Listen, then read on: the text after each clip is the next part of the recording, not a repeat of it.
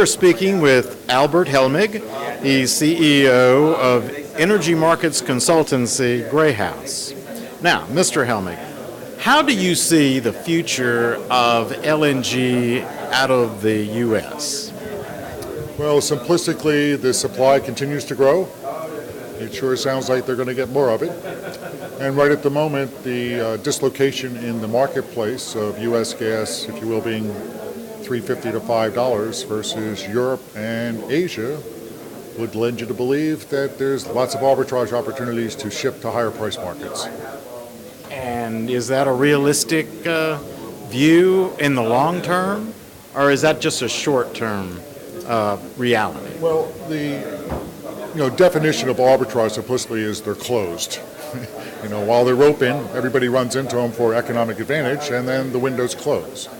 So I would imagine that by the time everything comes on market, the arbitrage profitability would be smaller, and the risk is that it becomes seasonal. That they're not loading the boat every week, and they really almost become, spot, window open, window closed situations like we see in petroleum products. When they talk about the Atlantic R being open, the Atlantic R being closed, or the Singapore R being open or closed.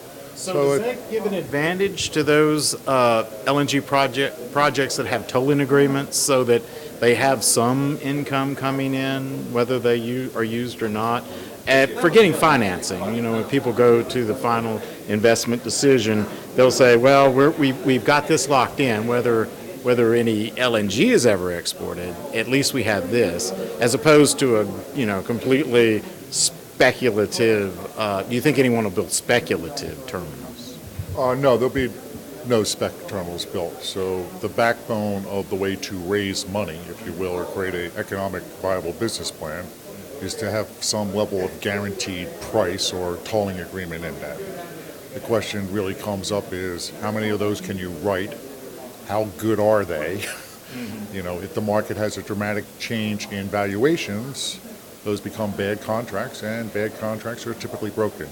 Okay. So if a market was to go up 100% or down, or go up 50%, down 50%, that would be a material adverse condition, and the arbitrage of the financial conditions, that'll create another stress scenario. And so in your estimation, in y'all's view, is natural gas exports from LNG going to materially impact U.S. domestic supply availability for manufacturing and for petchem uses, et cetera? No, I think export LNG is the marginal BTU, if you will.